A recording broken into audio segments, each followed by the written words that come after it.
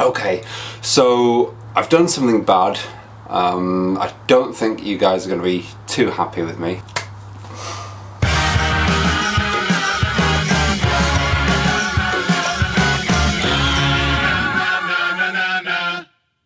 Okay, so a happy new year to you. This is the first video of 2018, and could I start 2018 with anything else? If you follow my Instagram feed, then you would have seen sort of earlier last week that I was filming the GS. I was going to calibrate, synchronize the carbs.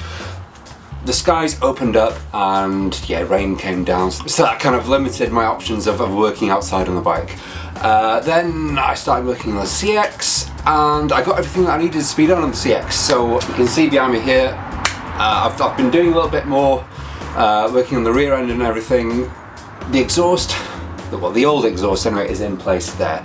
That's getting measured up to be cut now, so that's coming along. So yeah, today was going to be a video on the CX, but yeah, I've done something bad. Well, I haven't done anything bad. How can I put this to you? There's a new bike in the workshop. But wait, hang on.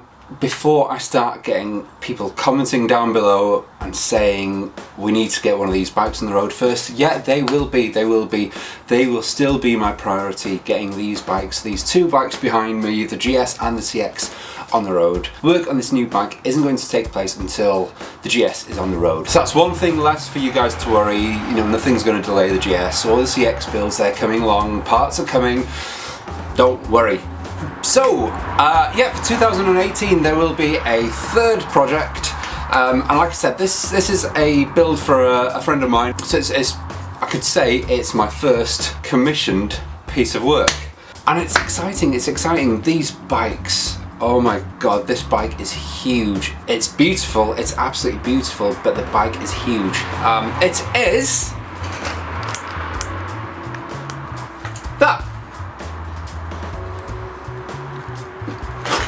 So it's let me put this back there, so it's a Honda CB750K, the 10th anniversary edition. Looks a bit nicer than the standard CB, being the 10th anniversary. I think it's the 79. This particular CB750 model that I've got here is a twin cam, so obviously it's different to that mock-up that I put on. So if you would have seen my video ages ago on how to design a Cafe Racer, you used a CB750 there, but that was a single cam. This is a twin cam, so it's supposedly, you know, a twin cam is supposedly a better engine, so that's one good thing.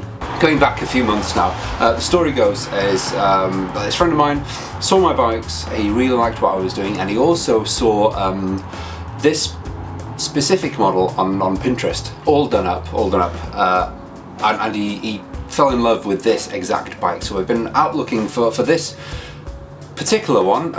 We didn't want like an 84 model where the frame dips down, the seat is lower. We didn't want that. We didn't want the single cam version, which has the absolutely straight frame.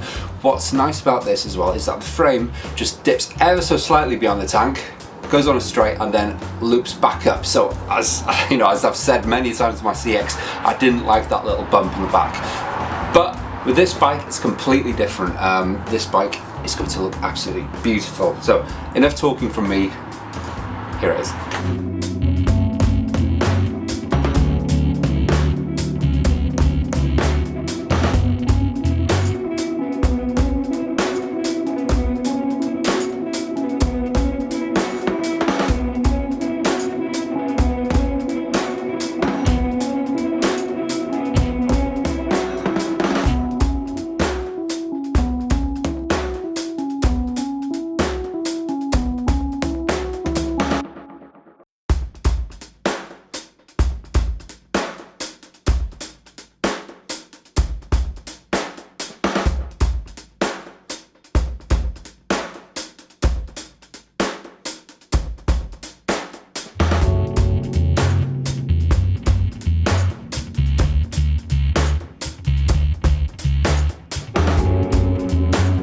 Now, I thought the CX was big when I got it, but that was nothing compared to the size of this now. It's a beast. The engine itself, I mean, I know there's only sort of 550, 750, you know, there's 200cc difference between the GS and this one here, but my gosh, the engine itself is huge. the size of everything's like magnified. It is a beautiful bike, and I'll go through what I like about this and why this specific model was chosen for this project bike.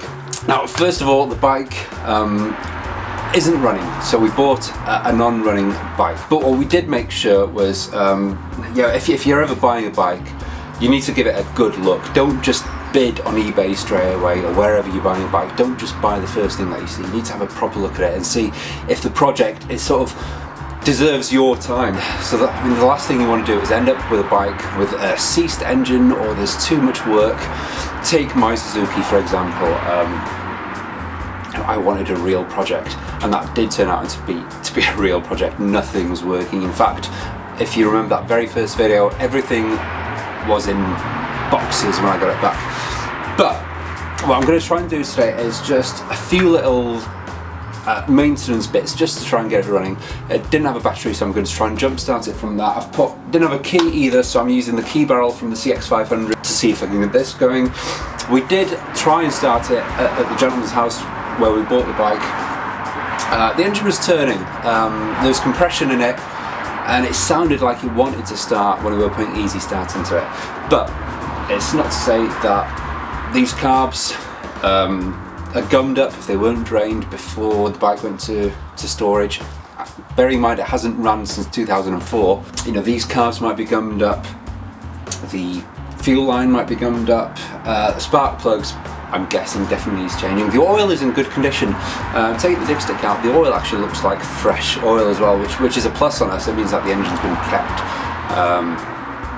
kept lubricated for all these years. So that's what I'm going to try and do today, is just get it to turn over, see if we can get it to life, and then that's peace of mind at least. Now let me show you what I do like about this. Is if I take this frame off here and this seat. Who puts a solid steel seat on a bike? Wow. Forgetting these cases in the back, I don't think they were standard on these bikes. These will be coming off. If you look at this tank here, first of all, the tank is a beautiful work of art. So what this tank is nice is that it curves down. It's very back here and kind of breaks it, so this brings that angular feel into it. This tank is beautiful. We might grind off this tab here. I mean, there is no need for it at the moment. We're not going to be putting the side panels back on, so there's no need for this. Now if you look at the frame, that frame has a bit of a dip down, goes across straight, and then you've got this little bump in the back, and I actually like it on this bike. I didn't on the CX. The reason I didn't like this little bump in the CX is because that was a different form of a bump. So that was two pieces of metal clamped together, welded around the seam. So that was more of a flat extension. Whereas this is the frame tube, which keeps on going around the back, which you can put a nice hoop on, and that's going to be beautiful. So what the client, what my friend has in mind is to create a seat which has a removable cowl, and then you can put a second, a pillion passenger on the back. You can put a second person, you can change the cowl for a little seat on the back. I want something where you can actually replace the seat and the cowl completely, and I think that could be easily achieved with a few little screws or a few little bolts or clips or something on the back. I think that could be easily done. This is the bit that I like of the bike. So I'm going to try and get this bike started today. If I can't get it started, no big deal. I just need a bit more time. I am doing this video in a couple of hours, only as a filler to keep you up to date with what's going on the channel. So anyway, let's do the obvious thing first. Take these spark plugs out, put new spark plugs in. I'm guessing these are probably 15 years old at a guess. But let's put some new spark plugs on, see if there's a spark at least, and then that's one step closer to knowing what's wrong with the bike, why it doesn't start. So let's get to it.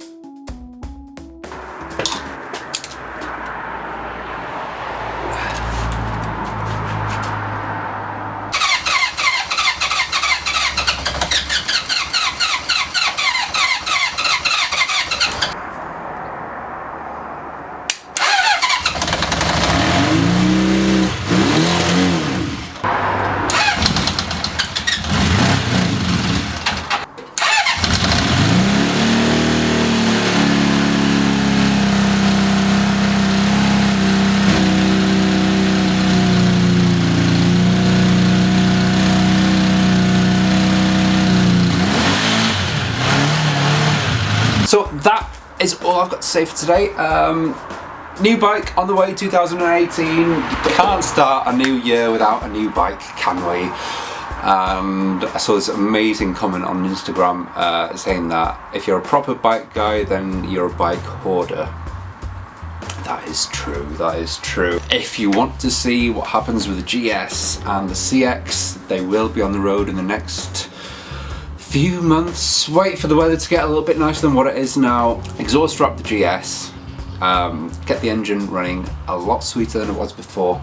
Let's get that MOT'd, and that's it. So if you want to see what happens to all three of these builds, subscribe, follow me on Instagram, there are always snaps on that. If you want to show your support to the channel, you can check out the For The Bold merchandise on the website, the link is below, and I will see you next week with the CX500 video that was supposed to be today.